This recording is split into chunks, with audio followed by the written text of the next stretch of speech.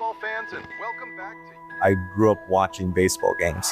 Deep Fly Ball to Right. And I would just watch it, play by play, learn their names, how they call a game. I was a big nerd for it. And I was like, this is my thing. This is my passion. Baseball was always my number one sport. The dream I always had as a kid was to work for a baseball team. I didn't know how I was gonna do it, but I knew at some point it was gonna happen. My name is Brian Munguia. I was born and raised in Brooklyn, New York.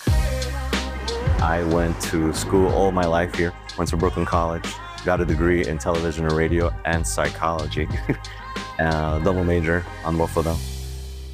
During the pandemic, it was around 2020, and there was a lot of changes, especially in the sports world. There was no sports, so everything was gone.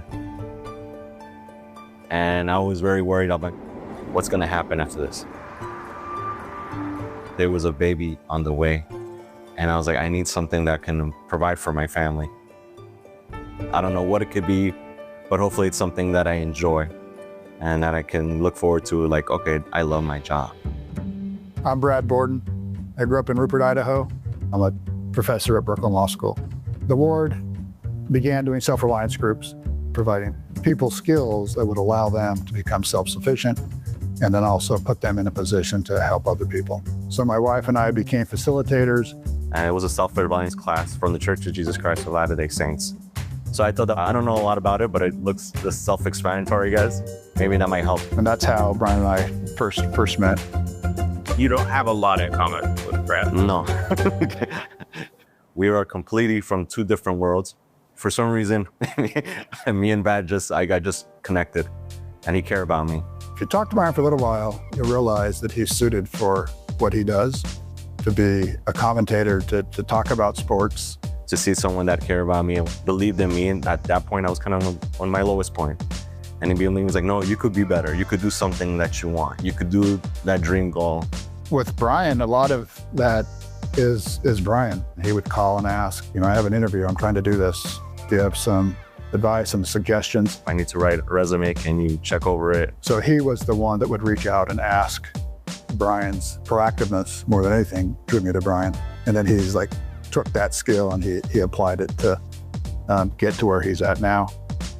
And I even told my family, like, this Brad is like basically like my uncle. Who our neighbor is, obviously, I answered that question with the parable of the Good Samaritan. So it's people that we see that perhaps we think we can help. Anyone we run into would be our neighbor. When I took to finding a better job, I didn't know the association that it would do to help me get that next step in life. And it did. It was something cool, combining how important it is, the spiritual side, making power statements, building a better resume, but also putting your prayer and putting your trust in God. So back in 2021, I was working at a very prominent radio station in New York. I reached out to one of my colleagues. Madge, you work with the Mets, right? And he's like, yes. I was like, hey, I was wondering if I could shadow you one day. Is that possible? And he said, oh, sure, that's fine. I went to Citi Field, and he said, my boss wants to meet you. We had a great conversation. And he said, do you speak Spanish? And I was like, yes.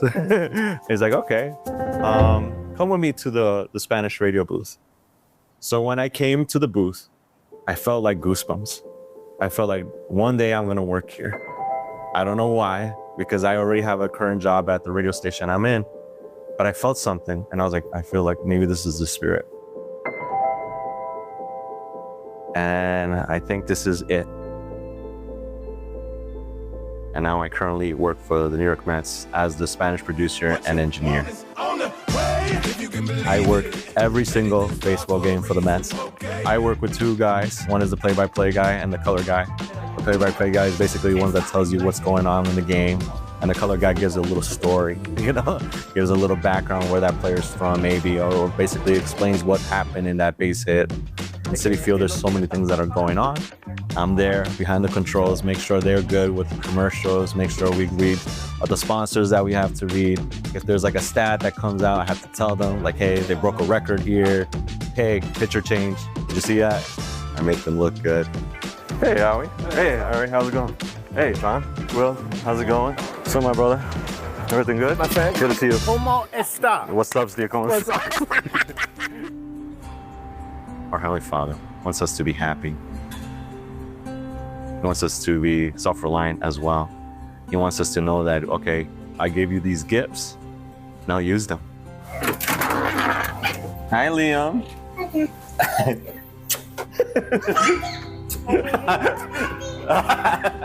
Of course, Evan loves the camera. The Heavenly Father has blessed me with two beautiful children, which are Liam and Evan. And they're like the biggest joy of my life. And I want them also to get into baseball one day. My wife sees me more happier than ever because I'm doing something that I love.